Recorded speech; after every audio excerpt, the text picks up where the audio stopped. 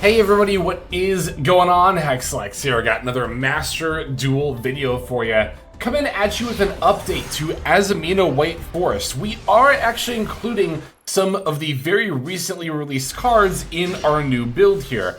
I'll show off a full deck list at the end of the video, but for now you're immediately going to get to see what I mean. We're going to special summon the Diabell Star here, sending Curse of Diabell. This will not only allow us to set off the Diabell Star, but Curse of Diabell will of course add the Filia Diabell spell card. Now we're going to set Deception with the Diabell Star, flip it up, and since we've activated a spell, we can summon our new addition, the Dark Magician of Destruction. I would highly consider playing Dark Magician of Destruction in any deck that plays Diabell Star the Black Witch, but especially White Forest. This card can be special summoned from the extra deck.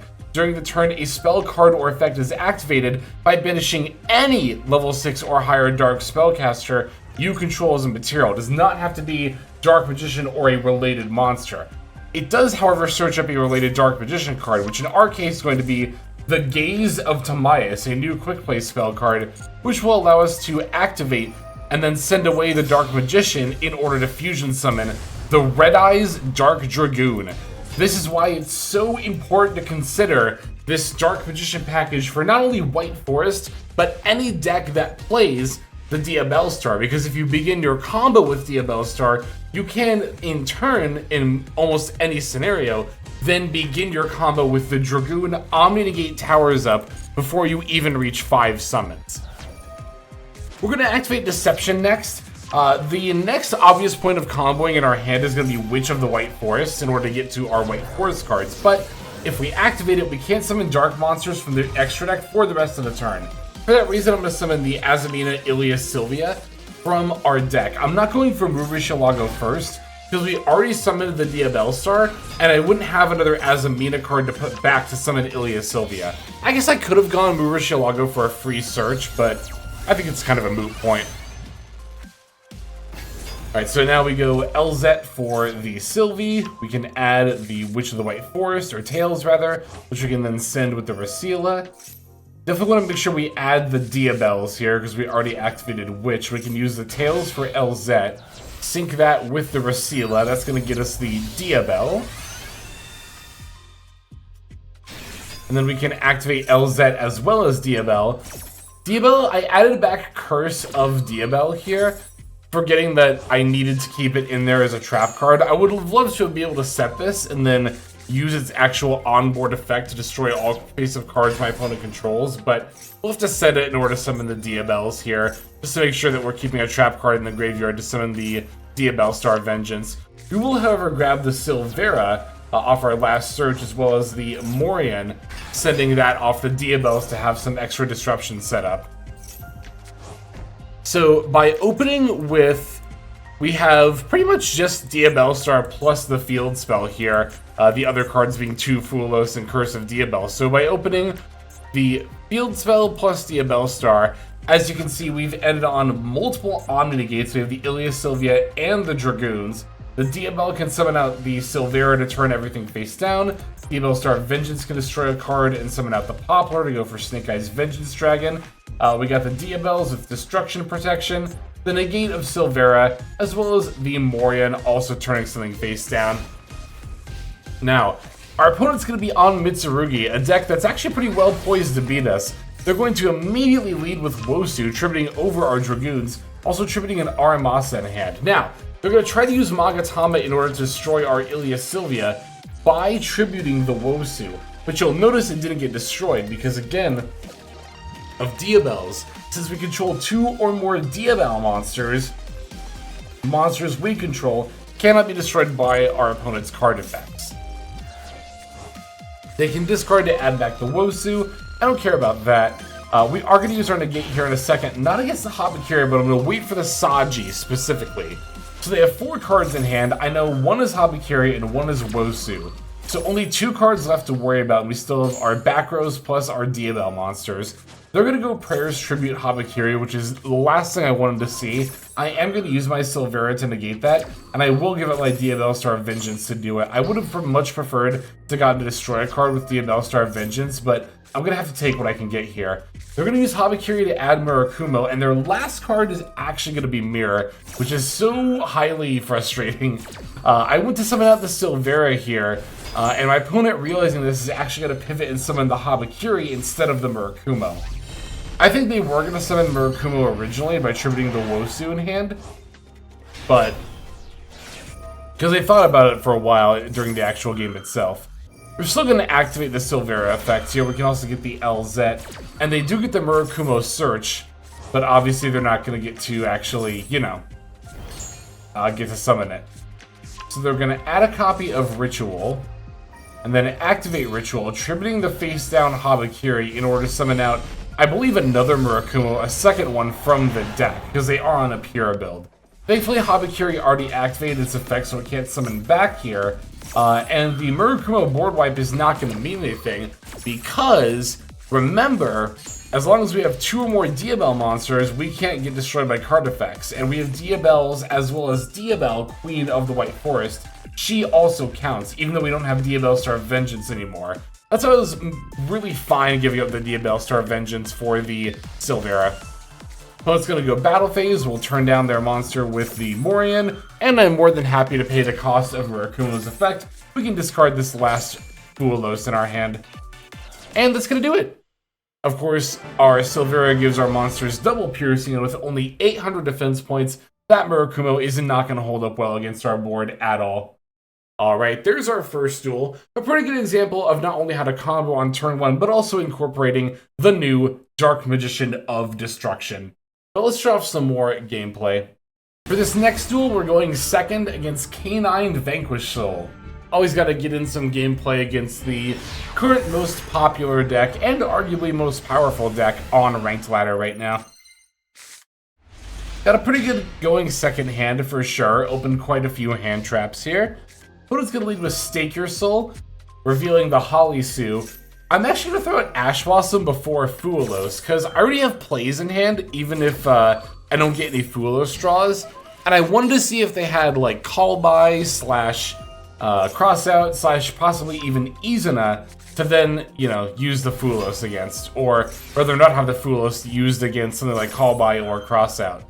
Now, they're going to go Case for Noroi, which is definitely the best case scenario for me here, because I can just chain the Fuelos to Noroi and start getting draws. They're going to go Jokel, add a Lantern. That's totally fine with me. Overlaying for Ripper next, I imagine, is what's coming up here.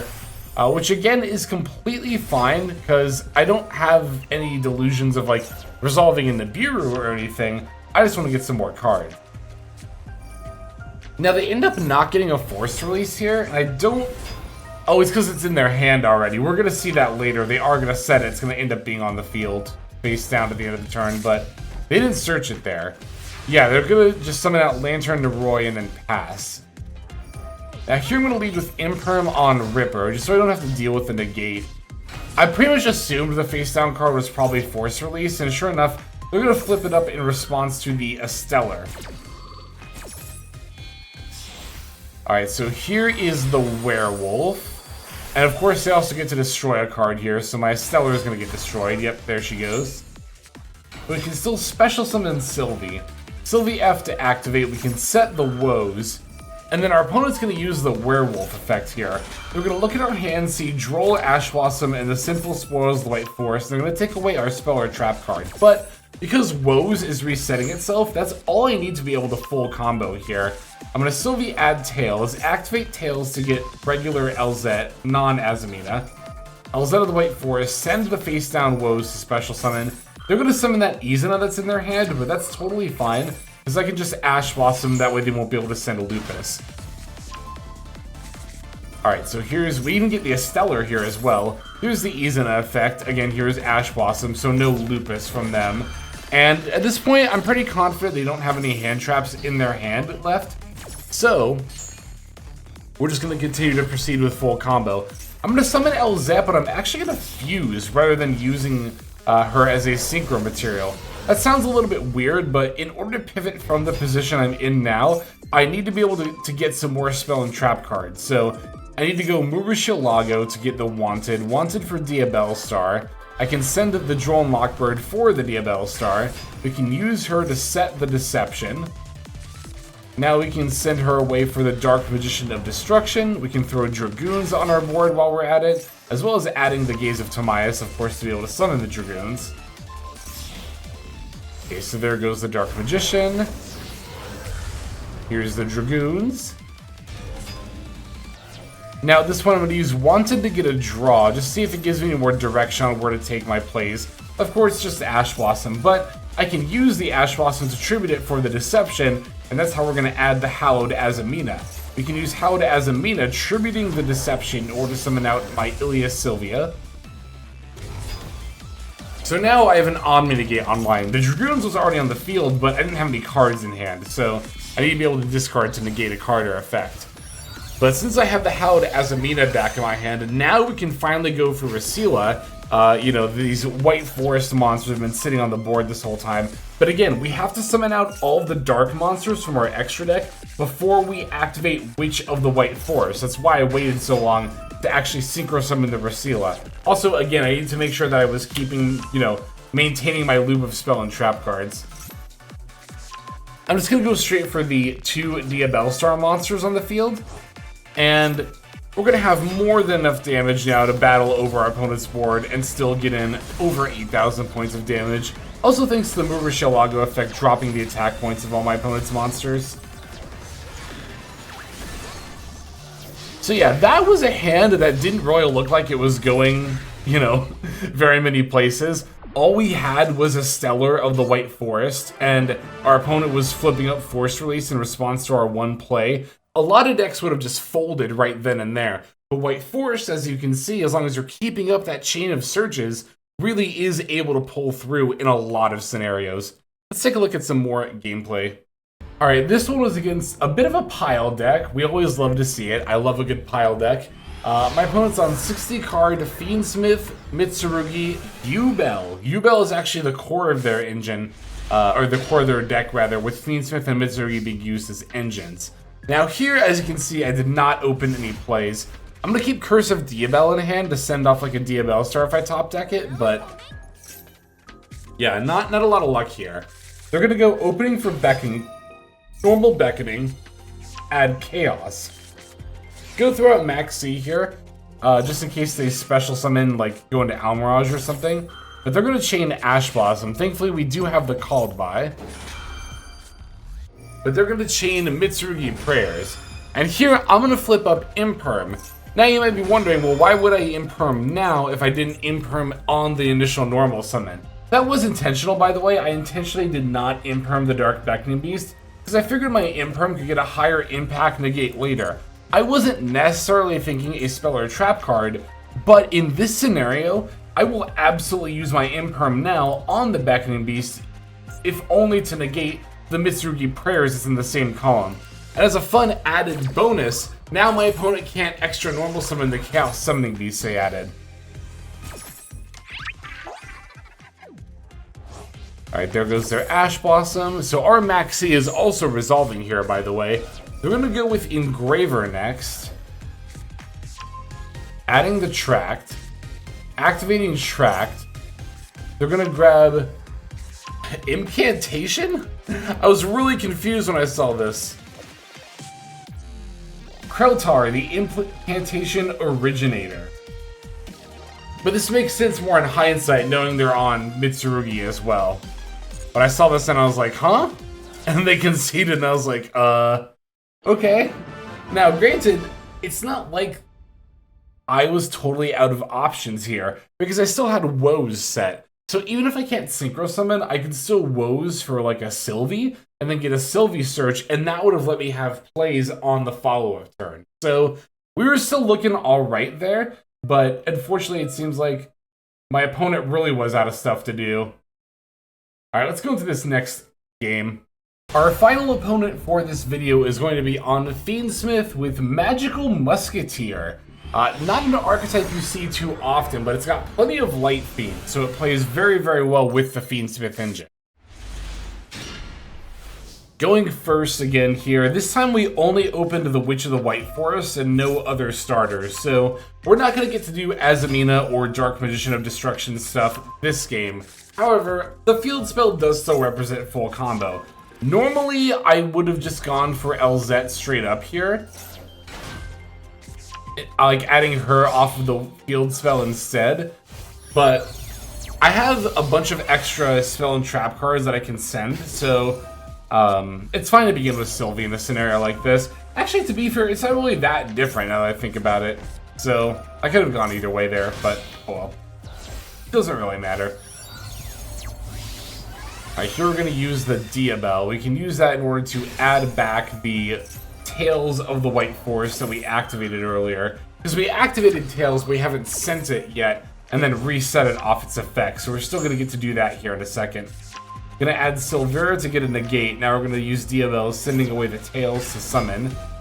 Diabell gets to activate and Tails gets to reset itself. Diabell is gonna send the Curse of Diabell.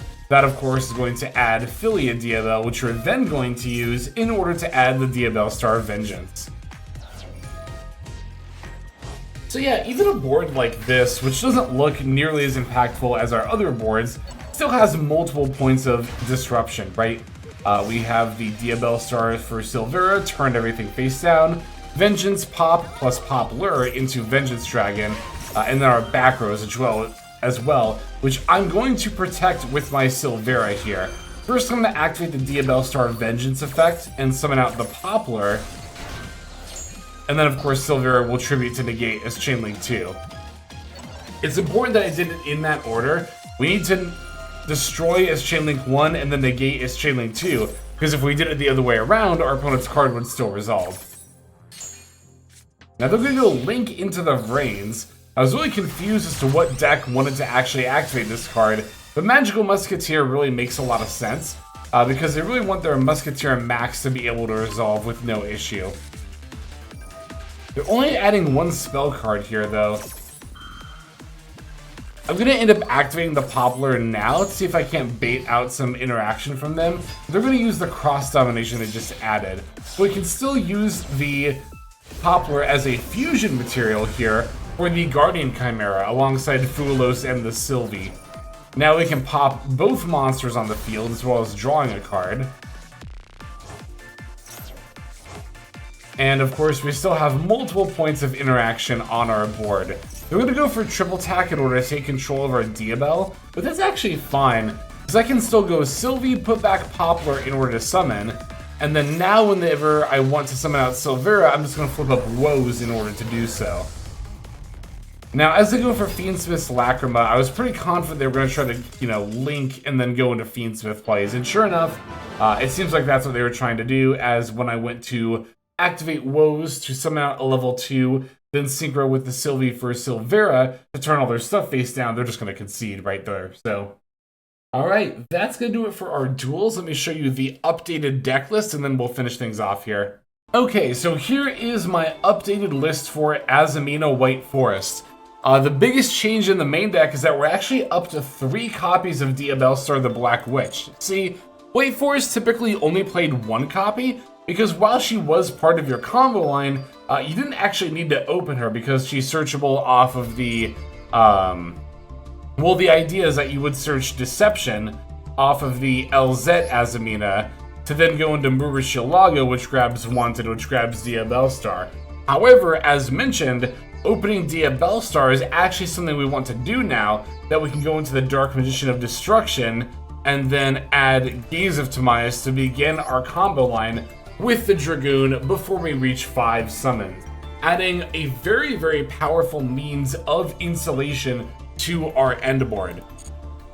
It does unfortunately make your main deck slightly brickier, the fact that you have to play the Gaze of Timaeus, but at the very least, we're playing a spell card brick and not like a monster card brick. In a deck like White Forest, we can always just send away the Gaze of Timaeus off of something like LZ or a Stellar if we really need to, right? So we do have at least that going for us. But even if we are playing another brick, we have definitely offset it by including the other 2 copies of Diabell Star here. Main difference in the extra deck is of course going to be the inclusion of the Dark Magician of Destruction as well as Red Eyes Dark Dragoon. But that said, the extra deck definitely had space for it. We still have room for everything else we were playing that's pretty crucial. And even some more optional stuff like the Chorozo.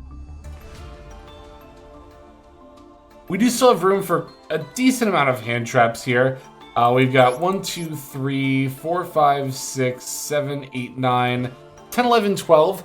Yeah, I think 12 is what I consider to be kind of my personal minimum for how much I feel comfortable having in what I would consider to be a competitive deck in this meta. So making room for all those hand traps is a lot of the reason why we're over 40 cards, and of course the other reason being that we have cards, not only like the Gaze of Timaeus, but stuff that's searchable in our combo line that we don't want to draw. Curse of Diabel being a pretty big example of that. There's some things like Deception and Philia Diabel that, like, you know, that's not the worst to open, but we still don't really want to open these because, again, we can just search these out as part of our combo line with one of our, you know, starters that we're playing 3 of. And we'd much rather do that. But yeah, like I said, I think that this engine with the Dark Magician of Destruction is something that should be highly considered in any deck that can fulfill this requirement very easily. And of course, one of the easiest ways to fulfill this requirement is the Diabel Star, a level 7 Dark Spellcaster that automatically sets a spell card to activate directly from your deck. Alright, that's pretty much everything I have to say about this updated build. Thank you as always for checking this out with me. But for now, let's go ahead and move on to our outro. Hey everybody, Hexlex here. Thank you so very much for watching all the way to the very end of the video, which by the way is one of the best ways to support the channel. Speaking of supporting the channel, take a look at the names on screen. These are folks who have been so generous as to either join as a YouTube member or subscribe over on patreon.com/Hexlex to support. There's also perks for doing so. If you would like to see YouTube videos early, as well as some exclusive videos that get uploaded to YouTube, but for one reason or another I decide not to publish, definitely go ahead and hit that join button to see content early as well as some exclusive content. If you're looking for more exclusive content, over on patreon.com, I upload exclusive videos that are not posted on YouTube just about every single day. Whether you choose to subscribe over on Patreon, join as a YouTube member, or simply continue to watch, your support is greatly appreciated. Thank you so very much. But for now, this is Hexlex. I am signing out, and I hope that you have a fantastic day.